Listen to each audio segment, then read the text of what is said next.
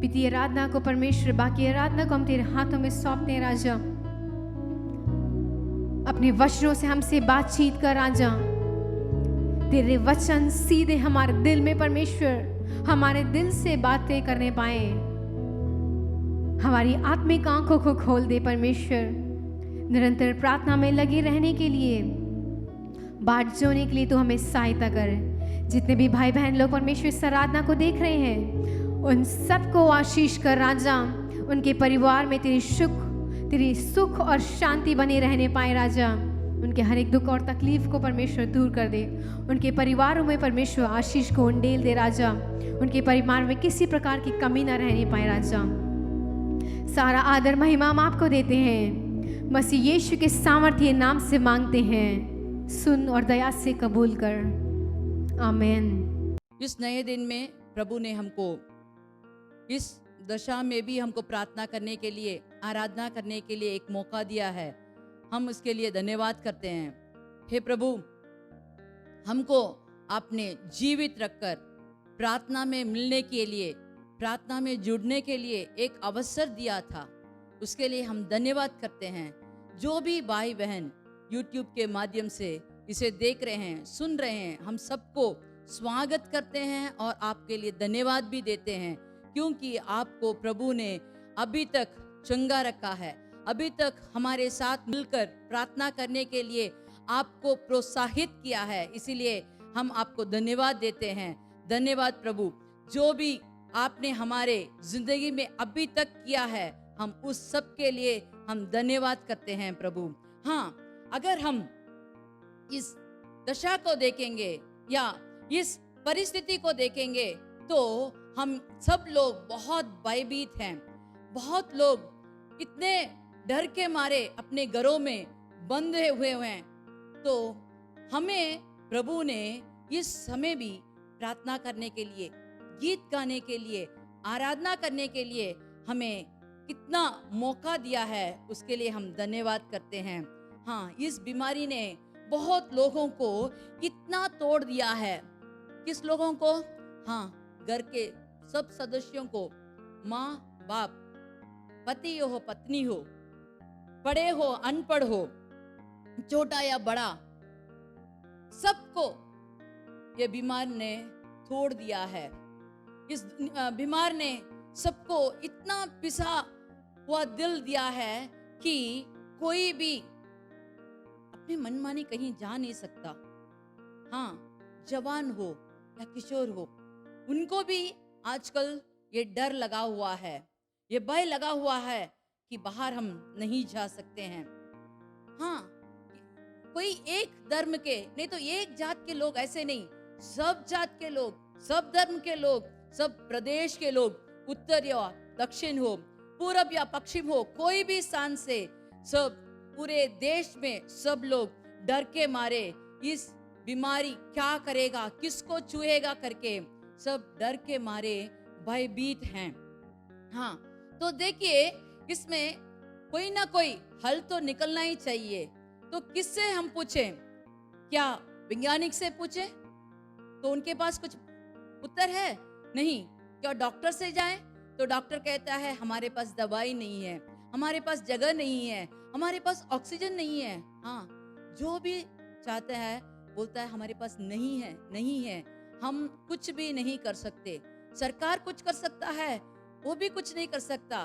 वो तो लॉकडाउन डाल सकता है, कहता है कि ये बीमारी और फैलने से हम रोक सकते हैं, लेकिन इस बीमारी से हमें छुटकारा नहीं दे सकते। क्या करें?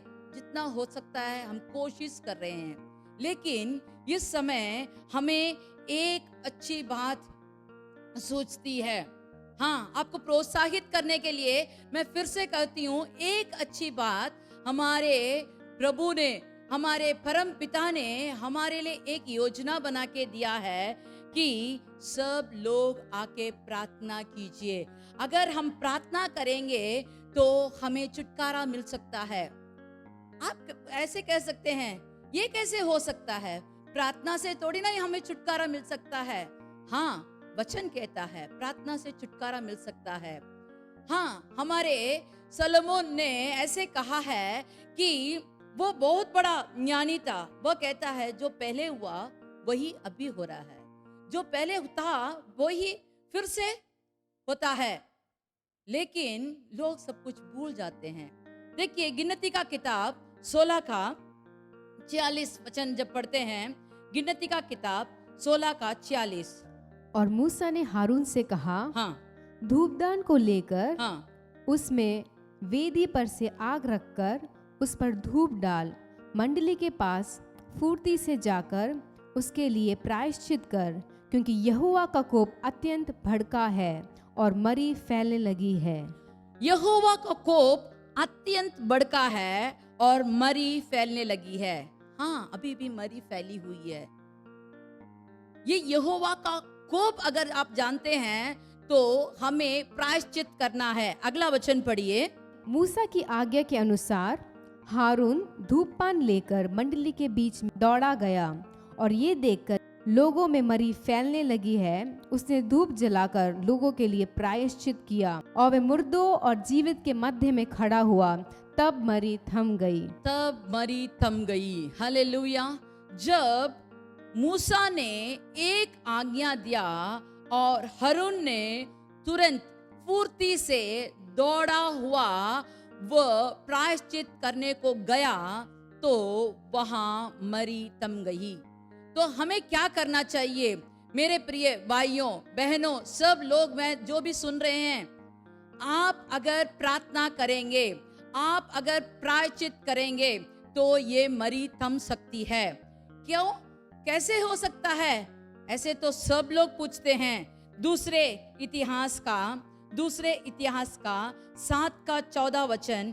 तब यदि मेरे प्रजा के लोग जो मेरे कहलाते हैं, जो मेरी प्रजा के लोग मेरी कहलाते हैं, दीन होकर प्रार्थना करें। दीन होकर प्रार्थना करते समय कुछ होता है। क्या होता है देखते हैं। और मेरी दर्शन की खोजी होकर हाँ, अपनी बुरी चाल से फिरें तो मैं स्वर्ग में से हाँ, सुनकर उनका पाप क्षमा करूंगा और उनके देश को हाँ, ज्यों का त्यों कर दूंगा। देश को ज्यों का त्यों कर दूंगा। इस मरी से आपको छुटकारा दूंगा। इस मरी से आप लोग बचने के लिए आपको मेरी खोजी होनी चाहिए, मेरे को दर्शन करना चाहिए। आपके कुटिल काम से आपके जो भी पाप किया है उसको आप कबूल करके आप प्रभु के पास आएंगे तो पाप को क्षमा करने वाला मसीह ही आपको छुटकारा दे सकता है। Hallelujah, hallelujah. अगर आपको इस मरी से छुटकारा पाना है, इस मरी से आपको और अपने देश को छुटकारा पाने के लिए आपको क्या करना चाहिए? दीन होकर प्रार्थना करना चाहिए। और वो भी कैसे करना चाहिए? फुर्ती से करना चाहिए, जल्दी से करना चाहिए। आजकल प्रार्थना की बहुत जरूरत है। आजकल प्रार्थना की बहुत ही जरूरत है कि अभी देर मत कीजिए, क्योंकि मरे हुए और जीवित लोगों के बीच में हमें खड़ा होना है। अगर आप प्रार्थना करने वाले लोग हैं तो आपको मूसा के आज्ञा के द्वारा जैसे हारून ने किया आपको भी करना चाहिए। हम जीवित हैं, हमें ही प्रार्थना करना चाहिए। जो मरी से पीड़ित हैं वो प्रार्थना नहीं कर सकते। जो मृत्यु में लगे हुए हैं वो प्रार्थना नहीं कर सकते। जिनके घर में पीड़ित है, भयभीत होकर रहते हैं, उनको भी प्रार्थना करना बहुत मुश्किल है। लेकिन जो लोग सावधान हैं, जो लोग सुरक्षित हैं, आप अगर उनके लिए प्रार्थना करेंगे तो ये मरी थम सकती है। Hallelujah, hallelujah. देखिए हम आज कुछ लोगों के बारे में देखेंगे। मरकुस के किताब 10 का 51।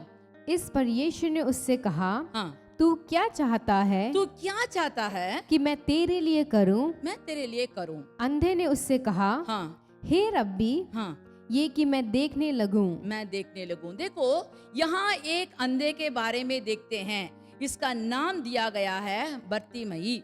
हाँ, ये तो रास्ते में बैठा हुआ एक आदमी था।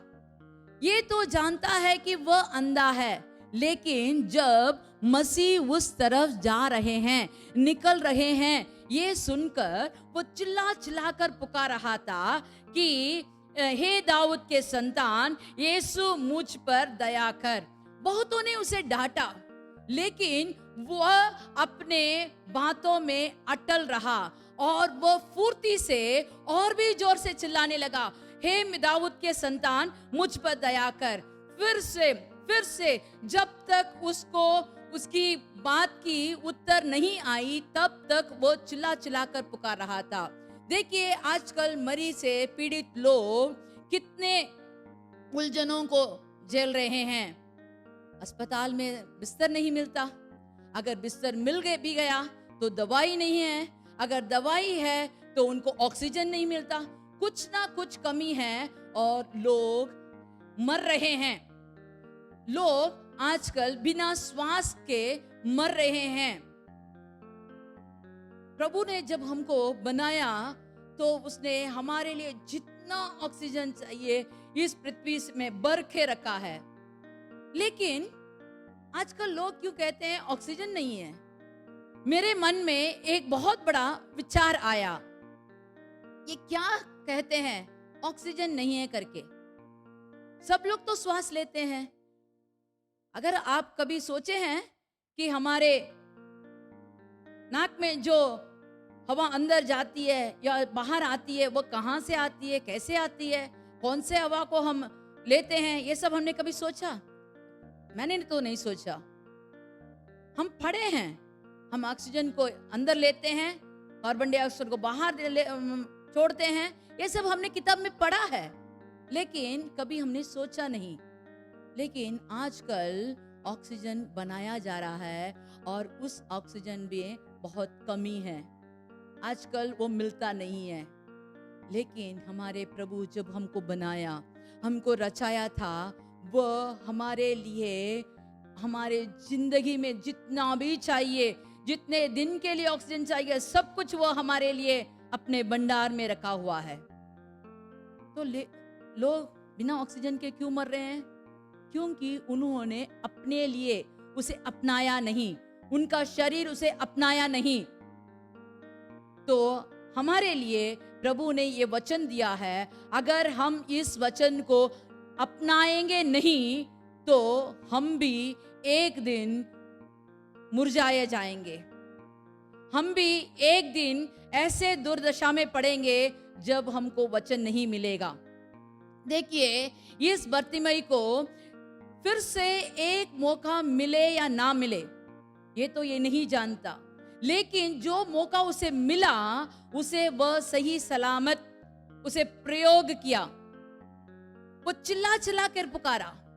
अंधे होंगे, लंगड़े होंगे, गूंगे होंगे, बहरे होंगे, जो भी हो सकता है, लेकिन इस अंधे को अपने मन में एक विचार हुआ कि यह मसीह ही मुझको मेरे इस दुर्दशा से मुझे छुटकारा दे सकता है, और वह उसे अपनाया। वह उस समय को प्रयोग करके उसे पुकार कर उसी दिन उसी समय वह छुटकारा पाया। उसे उस आखिरी वचन में जब आप पढ़ते हैं तो आपको मालूम होगा, वह तुरंत देखने लगा और मार्ग में उसके पीछे हो लिया।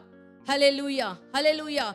हे मेरे प्रिय भाइयों बहनों, आपको मैं ये कहना चाहती हूं, ये वचन हमको जीवित देता है, ये वचन हमें जिंदगी देता है।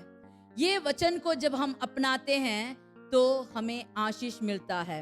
ये वचन को अभी आप धर लीजिए अपने मन में, अपने श्वास में। जब आप धरते हैं तो आपको जरूर आपके जो भी कमी है सबको मिटाने के लिए ये वचन आपको काफी रहेगा। हाँ, वह आपको जीवित रखने के लिए ये वचन आपको मदद करेगा। हालेलुया। दूसरा एक जन के बारे में देखेंगे, उत्पत्ति का किताब 21 का 16। और आप उससे तीर भर के टप्पे पर दूर जाकर उसके सामने ये सोचकर बैठ गई कि मुझको लड़के की मृत्यु देखनी ना पड़े। तब वह उसके सामने बैठी हुई चिल्ला चिल्ला के रोने लगी, और परमेश्वर ने उसकी लड़के की सुनी। और उसके दूत ने स्वर्ग से हाजिरा को पुकार के कहा, हे हाजिरा, तुझे क्या हुआ? मत डर, क्योंकि जहाँ तेरा लड़का है वहाँ उसकी आवाज़ परमेश्वर को सुनाई पड़ रही है। हालेलुया। यहाँ हम हाजिरा के बारे में देखते हैं। हाजिरा अब्राहम की एक पत्नी समान थी। अब्राहम के लिए एक पुत्र भी उसने जन्म दिया था, लेकिन अभी उसका दशा क्या है? वह अकेले अपने बेटे के साथ जंगल में घूम रही है, और बेटा बिना पानी का प्यासा मर रहा है। ये मरते समय ये हाजिरा कहती है, ये एक माँ कहती है, मैं अपने बेटे को मरते हुए मैं देख नहीं सकती, इसीलिए मैं क्या करूं करके उसके पास भी नहीं रही। वो तीर के टप्पे पर दूर होकर रोने लगी। आजकल बीमार लोगों को हम अस्पताल में छोड़कर घर में दूर रहकर उनकी क्या दशा है, वो क्या हो रहा है, ये बिना जानकर कितने लोग रो रहे हैं। मेरे बाप, मेरे माँ, मेरे भाई, कितने लोग बाहर रहकर रो रहे हैं, कितने लोग दूसरे दूसरे हॉस्पिटल में हैं। उनकी क्या दशा है किसी को नहीं मालूम।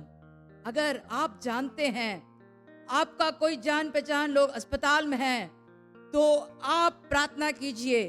अगर आप प्रार्थना करेंगे तो जरूर हमारे प्रभु सुनता है। प्रार्थना को सुनने वाला प्रभु हमारे बीच में है।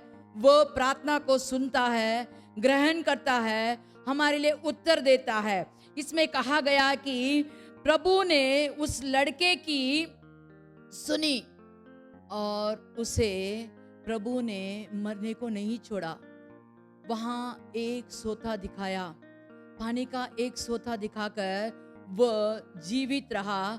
जैसे प्रभु ने उसे वाचा दिया था, उसी के मुताबिक वह एक बड़ा जात बना।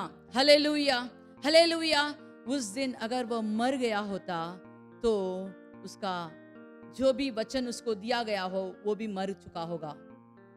जो भी प्रभु ने हमें वाचा दिया है या प्रतिज्ञा वचन आपको एक एक को अलग अलग से दिया होगा, अगर आप उसे पकड़कर अगर आप प्रार्थना करेंगे तो प्रभु उस वचन के मुताबिक आपको जीवित रखने के लिए वह हमारा काबिल प्रभु है।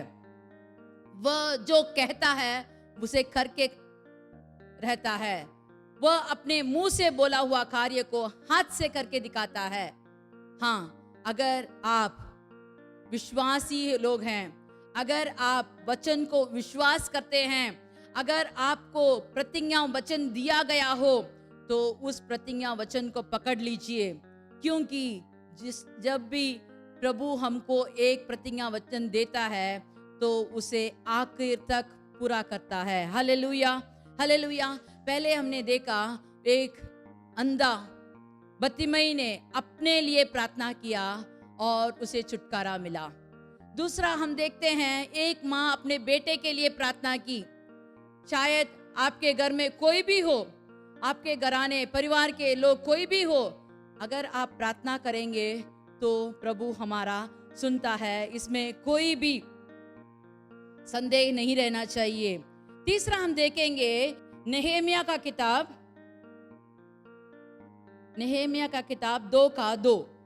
तब राजा ने हाँ। मुझसे पूछा, हाँ, तू तो रोगी नहीं है, हाँ, फिर तेरा मुंह क्यों उतरा है? हाँ, ये तो मन की उदासी होगी।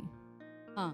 देखो, यहाँ कहता है कि तू तो रोगी नहीं है, तो तेरे को क्या तकलीफ है? आजकल लोग बहुत उदास, उतरे दिल से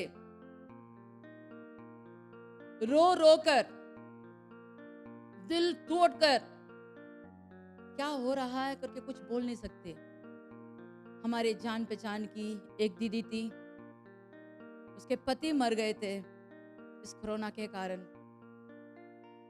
जब उनको अंतिम संस्कार होकर घर में आई तो अस्पताल से उसको ऐसा एक संदेह आया कि माँ अपनी अंतिम सांस ले रही है और कुछ घंटे ही रहेगी। देखिए, अभी अपने पति के लिए वो इतना व्याकुल होकर रोई है, अभी वो अपनी माँ को भी खोने वाली है। कुछ समय में उसकी माँ भी गुजर गई। अभी उसको मालूम हुआ कि उसके पिता और उसके भाई दोनों को इस बीमारी ने छुआ है। तो एक ही जन को कितने सारे मुसीबतों को झेलना पड़ा, एक एक घर में। मैं तो एक ही बहन के बारे में बोल रही हूँ, एक एक घर में कितने सारे मुसीबतों को झेलना पड़ता है, कितने सारे मुश्किलों को देखना पड़ता है। हे मेरे प्रिय भाइयों बहनों, अगर आप में थोड़ा भी हमदर्दी होगा तो आप प्रार्थना कीजिए, दूसरों के लिए प्रार्थना कीजिए। देखिए, ये नेहेमिया को क्या हुआ। पहला वचन पढ़िए। हकाल्या के पुत्र नहेमिया के वचन। हाँ। 20वें वर्ष के किस्लेवे नाम महीना में, जब मैं शूशान नाम राजगढ़ में रहता था, हाँ। तब हनानी नाम एक भाई और यहूदा से आए हुए कई एक पुरुष आए। तब मैंने उनसे उन बचे हुए यहूदियों के विषय जो बंधुआई से छुड़ाए गए थे और यरूशलेम के विषय में पूछा। उन्होंने मुझसे कहा, जो बचे हुए लोग बंधुआई से छुड़ाकर उस प्रांत में रहते थे, वे बड़ी दुर्दशा में पड़े हैं और उसकी निंदा होती है, क्योंकि यरूशलेम की शहरपनाह टूट गई और उसके फाटक जले हुए हैं। ये बात सुनते ही मैं बैठकर रोने लगा और कितने दिन तक विलाप करता और स्वर्ग के परमेश्वर के सम्मुख उपवास करता और ये कहकर प्रार्थना करता रहा। आमीन, हालेलुया, हालेलुया। यहाँ देखते हैं कि ये नेहेमिया तो राजगढ़ में था। हाँ, उसे भी पकड़ कर ले गए थे अपने देश से, अपने लोगों के बीच में से उसे बहुत दूर ले गए थे। वो तो राजगढ़ में था, उसको एक काम दिया गया था, उसको खाने पीने का, रहने का सब कुछ तो वह सलामत रहता था। लेकिन जब उसने यरूशलेम के बारे में पूछताछ किया और जब उसको मालूम हुआ जो लोग यरूशलेम में रहते हैं वो निंदा भोगते हैं, वो बहुत दुर्दशा में हैं, इसे सुनकर वह बैठकर रोने लगा, विलाप करने लगा और स्वर्ग के परमेश्वर के सम्मुख उपवास करता हुआ प्रार्थना करने लगा। हाँ, यरूशलेम तो हमारे प्रभु का भवन है, वहां प्रार्थना होना चाहिए, आराधना होना चाहिए, खुशी के गीत होना चाहिए। लेकिन अभी उसका शहरपनाह टूट गया, वहां के लोग बहुत दुर्दशा में हैं, बहुत पीड़ी हैं। वहां जो भी बचे हुए लोग हैं वो बहुत दुख उठा रहे हैं। यह सुनकर उसको बहुत दुख लगा, वो प्रार्थना करने लगा। क्या आजकल हमारे कलीसियाओं में प्रार्थना नहीं है? लॉकडाउन डाला है, सब जगह प्रार्थना का जगह पूरा बंद किया गया है, लोग एक साथ होकर प्रार्थना नहीं कर सक रहे हैं। आपको थोड़ा भी दुख होता है, थोड़ा भी आप उसके लिए प्रार्थना करते हैं? क्या आप उसके लिए विलाप करते हैं? अगर आप नहीं करते हैं तो कैसे भाई लोग हैं, कैसे मसीह लोग हैं आप? हमारे लिए प्रार्थना करना चाहिए, हमारे परिवार के लिए प्रार्थना करना चाहिए, हमको यरूशलेम के लिए, कलीसिया के लिए प्रार्थना करना चाहिए।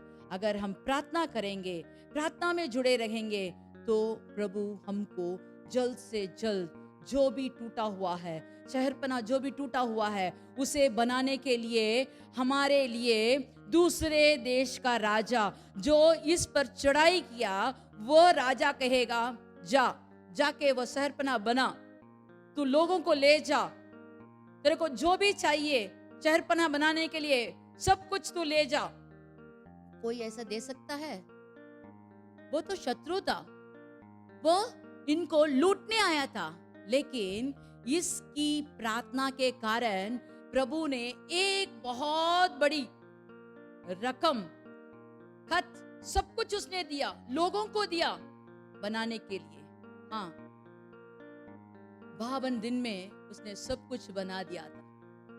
अगर हम भी प्रार्थना करें, विलाप करें, अपने सब पापों को कबूल करें, तो हमारे प्रभु हम पर हमदर्दी दिखाकर हमें फिर से जो जगह पर हम टूटे हुए हैं, जो जगह पर हम पीसे हुए हैं, जो जगह पर हम दुख सह रहे हैं, सबको उल्टा करके ज्यों का त्यों करने के लिए हमारे प्रभु सामर्थ्य प्रभु है। Hallelujah, hallelujah. और एक जन के बारे में देखेंगे, एस्तर के बारे में तो सब लोग जानते हैं। एस्तर की किताब 4:1। और मुर्देका ने जान लिया कि क्या क्या किया गया है। हाँ। तब मुर्देका वस्त्र फाड़ा, टाट पहन, हाँ। राख डालकर नगर के मध्य जाकर ऊंचे और दुख भरे शब्द से चिल्लाने लगा। और वह राजभवन के फाटक के सामने पहुंचा, परंतु टाट पहने हुए राजभवन के फाटक के भीतर तो किसी के जाने की आज्ञा ना थी। तब एकाएक प्रांत में जहाँ जहाँ राजा की आज्ञा और नियम पहुंचा, वहाँ वहाँ यहूदी बड़ा विलाप करने और उपवास करने और रोने पीटने लगे, वरन बहुतेरे टाट पहने और राख डाले हुए पड़े हुए थे। हालेलुया। यहाँ देखिए, यहाँ ऐसा एक खत सब जगह को जाता है कि सब लोग वहाँ टाट पहनकर वहाँ रोने लगते हैं, प्रार्थना करते हैं। यह सब यहूदी लोग वहाँ चिल्ला चिल्ला कर पुकार रहे हैं। ऐसा एक आज्ञा पूरे देश में फैल गया कि यहूदी लोगों को मार डालना है। तो तुरंत इस समाचार को सुनते ही वहाँ सब लोग विलाप करके, रोकर वहाँ प्रार्थना किया, टाट पहनकर प्रार्थना किया।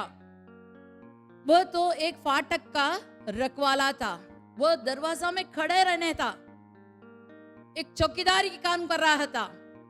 लेकिन जब उसको ये समाचार मिला तो वह टाट पहनकर उसी खाम पर, उसी जगह पर आकर वह रो रहा था, चिल्ला चिल्ला कर रो रहा था। तो सब लोगों ने कहा, तू यहाँ मत आकर विलाप कर, तू जा, तू यहाँ मत आ करके उसे सब लोगों ने डांटा। लेकिन वह चुप नहीं रहा। वह इतना रोया कि उसकी आवाज एस्तर के कानों में गूंज पड़ी। वो कहती है, तू ऐसा क्यों करता है? मुर्देकाई को कपड़ा बेच रही है कि अच्छा कपड़ा पहन, टाट मत पहन। लेकिन वो कहता है, तू तो महल में है, तुझे कुछ नहीं मालूम। तू जानती है क्या हो रहा है? हम सबको मारा दिया जाएगा। ऐसा एक संदेश, ऐसा एक सूचना सब जगह फैली हुई है। तू कुछ कर, तू हमारे लिए प्रार्थना कर, तू हमारे लिए विनती कर। लेकिन उन दिनों में क्या हुआ कि वस्ती को राजा के सामने ना आने के कारण, नहीं तो राजा का आज्ञा ना पालन करने के कारण उसे राजगद्दी से निकाल दिया गया और उस जगह पर एस्तर को रानी बनाया हुआ था। तो वो कहती है एस्तर कि मुझे तो बुलावा नहीं आया, मैं कैसे जाऊं?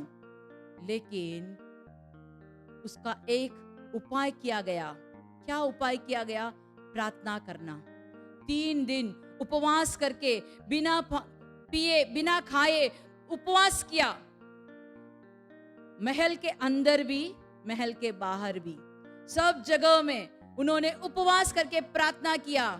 और वह राजा के पास गई, राजा से उसको दया मिली। हाँ, 4 आयर में देखते हैं लोगों ने विलाप करके रो रहे थे। 8वें आयर में जब हम देखते हैं तो वहां बहुत बड़ी खुशी मनाई गई। वो बहुत बड़ी खुशी यहूदी लोगों के बीच में हुआ।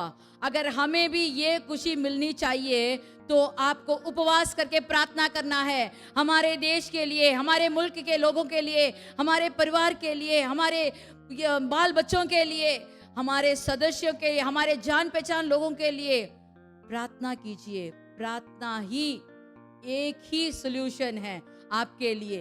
अगर आप प्रार्थना करेंगे तो इस बीमारी से हमको छुटकारा मिल सकता है। और एक जन के बारे में देखेंगे और खत्म करेंगे। हम लोग जानते हैं योना के बारे में। योना का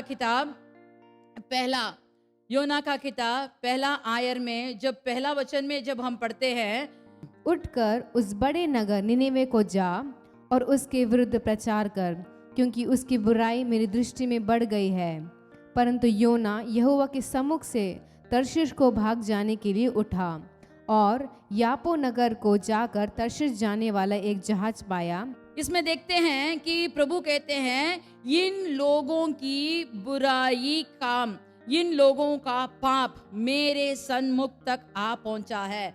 मैं इन पर बड़ा क्रोधित हूं, इसीलिए मैं इनको नष्ट करने जा रहा हूं। जाके इसके विरुद्ध तू प्रचार करने को कहा। लेकिन वहां क्या हुआ? जब उन्होंने इसकी बात सुनकर सब लोगों ने अपना मन फिराकर जब प्रार्थना किया, तो देखेंगे कि प्रभु ने भी अपना मन फिराकर कहता है इन लोगों ने अपने कुटिल कामों से इन्होंने अपने को अलग कर दिया, अपना मुंह मुड़ा लिया। इसीलिए मैं भी जो हानि करना चाहता था उससे मैं भी अपना मुंह मुड़ाता हूं। अगर हम सब लोग एक मन होकर प्रार्थना करेंगे, एक मन होकर ठाट पहनकर जब हम प्रार्थना करेंगे, अपने हृदय को चीर कर जब हम प्रार्थना करेंगे, तो प्रभु हमारे ऊपर जो कोप हमारे ऊपर आया है, जो मरी हमारे बीच में फैली हुई है, इससे बचने के लिए एक ही सॉल्यूशन है, वह है प्रार्थना। अगर हम प्रार्थना करेंगे तो हम बचेंगे, हमारे परिवार बचेंगे, हमारे मुल्क के लोग बचेंगे, हमारे कलीसिया के लोग बचेंगे और हमारा पूरा देश बचने के लिए एक ही औषध है, वह है प्रार्थना। अगर आप प्रार्थना में रहेंगे, प्रार्थना ही हमको छुटकारा दे सकता है, प्रार्थना ही हमको शुद्ध कर सकता है, प्रार्थना ही हमको मुक्ति दे सकता है। प्रार्थना से ही हमारे देश को पहले जैसे बनाने के लिए, ज्यों का त्यों बनाने के लिए प्रार्थना ही एक माध्य उपाय है। अगर आप प्रार्थना करेंगे तो हमें जल्द से जल्द इस मरी से हम छुटकारा पाएंगे। चलिए हम आंख बंद करके प्रार्थना करेंगे। Hallelujah, hallelujah, hallelujah. धन्य हो प्रभु, धन्य हो प्रभु। आप हमारे साथ ऐसे एक बात बताया है, प्रार्थना से क्या क्या हो सकता है। एक जन ने प्रार्थना किया तो अपनी जो कठिन व्यवस्था थी उससे छुटकारा पा लिया। एक प्रार्थना करके अपने परिवार के सदस्यों को बचाया। एक ने प्रार्थना करके अपने कलीसिया के बारे में विलाप करके रोया और उसे फिर से बनाया। एक अपने को दीन कर प्रार्थना में लगे रहे। एक मन होकर पूरे जात के लोग प्रार्थना किया और पूरे जात को बचा लिया। एक मन होकर जब राजा से प्रजा तक सब जानवर, छोटे बड़े सब लोगों ने अपने को दीन कर प्रभु की ओर चिल्ला चिल्ला कर पुकारा, तो देश में जो कोप प्रभु की आने वाला था उनसे उनको बचाया गया। हे प्रभु, हम भी अपने को दीन करके आपकी ओर आंख उठाकर हमारे कुटिल कामों से अपने को मुड़कर अपने को दीन कर हम प्रार्थना करते हैं। प्रभु, हमें, हमारे घर वालों को बचाइए, भाई बहन, माता पिता, पति पत्नी जो भी हैं, आसपास के लोग, जान पहचान के लोग, परिवार के सदस्य, पास या दूर हो, सबके लिए हम प्रार्थना करते हैं। हमारे देश की ये दशा बदलने के लिए आप ही के हाथ को हम देखते हैं प्रभु। अपने हाथ को बढ़ाइए प्रभु, अपने कोप को हमारे से दूर कर दीजिए प्रभु। हे प्रभु, हमें एक प्रायश्चित करने का मौका दीजिए प्रभु। हम लोगों के लिए, मरे हुए और जीवित लोगों के बीच में हम खड़े हैं प्रभु। हमारे प्रार्थना को कबूल कीजिए। इस प्रार्थना से द्वारा आप बहुतों को चंगा कर दीजिए प्रभु, छुटकारा दीजिए प्रभु, ताकि सब लोग आकर कहे मसीह ने हमको छुटकारा दिया है, मसीह के नाम से ही हमको छुटकारा मिला है, मसीह ही एकमात्र औषध है। जब सबके घुटने आपके आगे फेंकेंगे, माथा झुकाकर मुंह से मसीह का नाम लेकर पुकारेंगे, हे प्रभु उन सबको छुटकारा दीजिए प्रभु, उन सबको छुटकारा दीजिए प्रभु। उन सब की बात सुनकर, हे प्रभु आप तो दयालु प्रभु हैं। हे प्रभु आप कृपा दिखाने वाले प्रभु हैं। आप तो एल शडाई हैं, माता जैसे प्रभु हैं। आप हमारे ऊपर दया दिखाइए, बस कीजिए प्रभु। जितने लोगों मर गए हैं उनके लिए हम विलाप करते हैं, जो अस्पताल में उनके लिए हम प्रार्थना करते हैं, जो घर में सावधान है उनके लिए धन्यवाद देते हैं प्रभु। हे प्रभु हम पर कृपा दिखाइए, दया दिखाइए प्रभु, सबको छुटकारा दीजिए प्रभु। जो भी इस वचनों को सुनता है अपने आप को दीन करके आपकी ओर देखने के लिए, आपके दर्शन की खोजी में रहने के लिए हम प्रार्थना करते हैं प्रभु। प्रार्थना सुन और कबूल कर, मसीह के नाम से हम मांगते हैं, आमीन आमीन। सब लोग मिलकर कहेंगे, हे मेरे मन यहोवा को धन्य कर, और जो कुछ मुझ में है वह उसके पवित्र नाम को धन्य कर। हे मेरे मन यहोवा को धन्य कर और उसके किसी भी उपकार को ना भूलना। आमीन आमीन।